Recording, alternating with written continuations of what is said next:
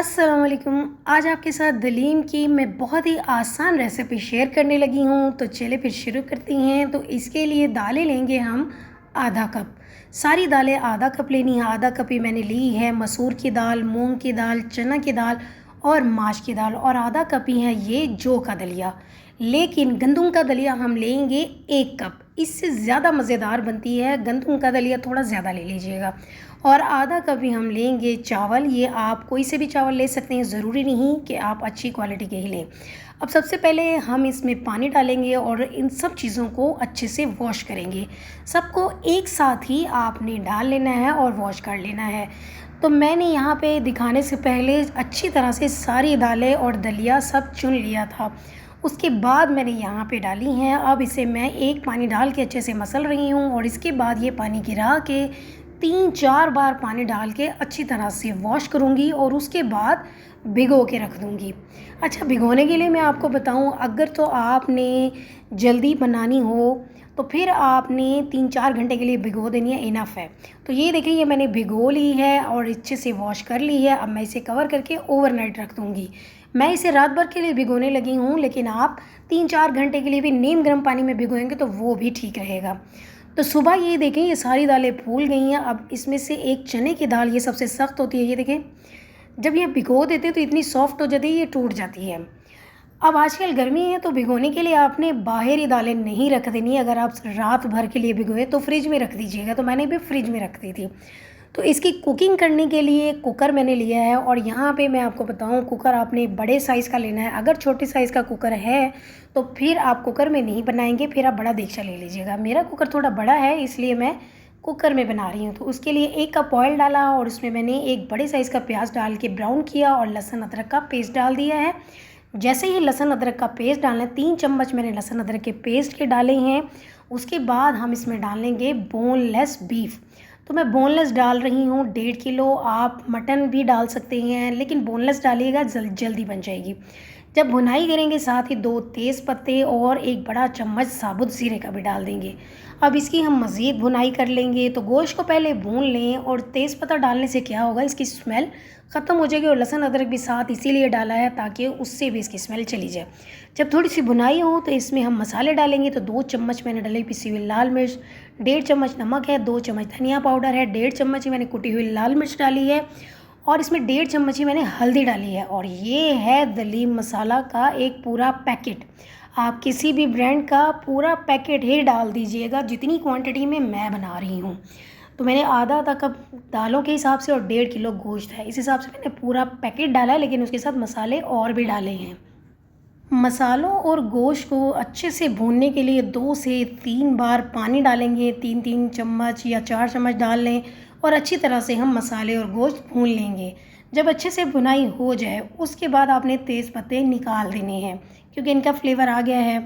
तो अब हम गोश्त के साथ ही दालें डाल देंगे। यही वजह है कि मैंने आपसे कहा था कि कुकर थोड़ा बड़े साइज़ का हो तो ही कुकर में पकाइएगा, क्योंकि आज हम जैसे दलीम बनाने लगे हैं तो अलग से ना तो दालों को बॉईल करेंगे, ना ही हम दलियों को, और ना ही गोश्त अलग से पकाएंगे। आज हम सब कुछ एक साथ ही कुक कर देंगे। तो ये देखें, दालों को हम यहाँ गोश्त के साथ पहले थोड़ा सा भून लेंगे, बस 1 मिनट के लिए। उसके बाद जिस बोल में मैंने दालें भिगोई थी उसी को भर के पानी का मैं डाल दूँगी। उसमें भी दाल भी लगी हुई थी, तो ये देखें वो भी सारी आ जाएगी। तो ये मैं 2 या 3 जो हैं वो भर के मैं डाल दूँगी, लेकिन ना साथ कुकर को चेक करूँगी। अब कुकर जो है अगर थोड़ा बड़े साइज़ का होगा तो इसको फुल नहीं भरते कभी भी पानी से, थोड़ा सा इसको नीचे रहने देते हैं, क्योंकि दालों ने जब कुक होना है तो उन्होंने फूलना है, तो उसके लिए इतनी स्पेस होनी चाहिए। तो ये देखें यहाँ तक, इसीलिए मैंने इतना पानी छोड़ दिया है। अब हम इसे मिक्स करेंगे। तो कुकर में जब आपने दालें पकानी है और दलिया पकाना है, उसकी एक बड़ी ज़बरदस्त सी टिप है, आपने फ्लेम जो है वो हाई और मीडियम नहीं रखना, क्योंकि दालें जब फूल जाएंगी तो वो ज़्यादा क्वांटिटी में हो जाएंगी, तो कुकर फिर वो ओवरलोड हो सकता है, इसलिए ऐसा नहीं करना। तो मैंने पहले उबलने दिया, उसके बाद जो ऊपर दालों की झाग होती है वो उतार ली, उसके बाद कुकर को मैंने कर दिया था बंद 40 मिनट के लिए। इसमें क्या हुआ कि गोश्त भी गल गया अच्छे से और दालें भी। ये देखें, पानी थोड़ा कम हो गया, वो जो इतना ज़्यादा आपको लग रहा था वो बिल्कुल ही ख़त्म है। तो दालें अच्छे से गल चुकी हैं और गोश्त भी अच्छे से गल चुका है, लेकिन ये कितनी गाढ़ी है। तो ये पानी सिर्फ हमने गलाने के लिए डाला था। अभी हम इसे शिफ्ट कर देंगे एक बड़े बर्तन में। तो मैंने एक बड़ा देगचा रख दिया है, इसमें हम कुकर से सारा कुछ इसमें डाल देंगे और साथ हम कुकर में पानी और डालेंगे और इसमें डाल देंगे, क्योंकि अभी हमें मज़ीद कुकिंग करनी है।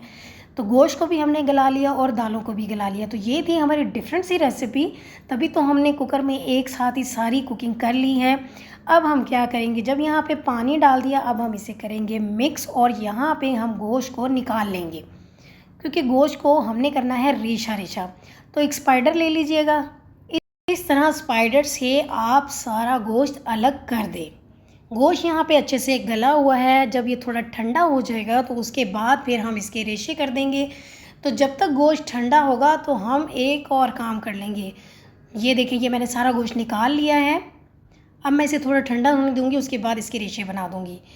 तो फ्लेम मैंने यहाँ ऑन कर दिया था। अब हम क्या करेंगे, यहाँ पे हम दालों को अच्छे से घोट लेते हैं। हैंड ब्लेंडर से अच्छी तरह से दालों को हम घोट लेंगे। तो ये देखिए, दालें जो हैं वो मैंने बहुत अच्छे से घोट ली हैं, क्योंकि वो अच्छे से कुक हुई हुई थी, गली हुई थी। अब हम इसे पकने के लिए मज़ीद रख देंगे। तो तब तक हम गोश्त के रेशे कर लेते हैं। तो ये देखिए, मैंने रेशे भी कर दिए अच्छे से। अब हम इसे भी डाल देंगे, मज़ीद इसे मिक्स करेंगे और इसके बाद फिर हम घोटना यूज़ करेंगे।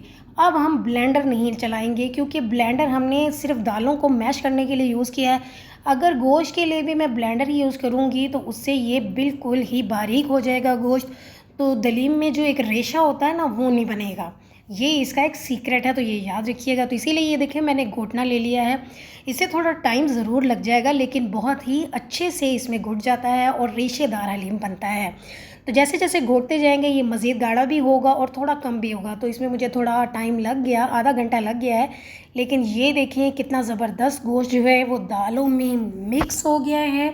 ये चेक करें, बिल्कुल भी अलग से रेशा नहीं है और इसकी क्वांटिटी भी कम हो गई है और ये गाढ़ा भी हो गया है। तो जैसे ही ये गाढ़ा हो गया तो उसके साथ ही मैंने इसका तड़का भी तैयार कर लिया है, जिसके लिए ऑयल में मैंने एक प्याज डाल दिया था और उसे मैंने ब्राउन करके ऊपर डाल दिया। अब डालेंगे थोड़ा सा हरा धनिया, थोड़ी सी जूलियन कट में की हुई अदरक डालेंगे, पुदीना डाल देंगे, हरी मिर्चें डालेंगे और यहाँ पर डालेंगे चाट मसाला। और इसके बाद लेमन जूस भी हम थोड़ा सा यहीं पे डाल देंगे। ये सारी चीज़ें आपने ज़्यादा क्वांटिटी में बना के रखनी है। कुछ मैं अभी दलीम में डाल रही हूँ और कुछ मैं साथ सर्व कर दूँगी। तो अभी हम इसमें डालेंगे तो इनसे बड़ा ज़बरदस्त फ्लेवर आ जाता है, दलीम बहुत मज़े की लगती है। अब इसे करेंगे मिक्स और उसके बाद फिर हम कर देंगे सर्व।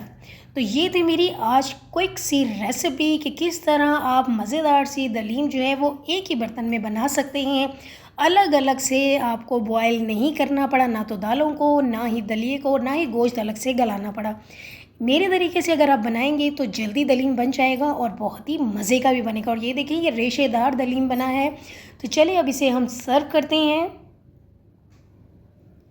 तो ये हमने सर्व कर दिया है। तो आपको ये मेरी रेसिपी अच्छी लगेगी तो मेरे चैनल को कीजिएगा सब्सक्राइब और अपने फ्रेंड्स और फैमिली में शेयर कीजिएगा और मुझे दीजिएगा इसका ज़रूर फीडबैक कि ये रेसिपी आपको कैसी लगी। तो इसके साथ ही आएंगे हम एक और रेसिपी के साथ। अल्लाह हाफिज़।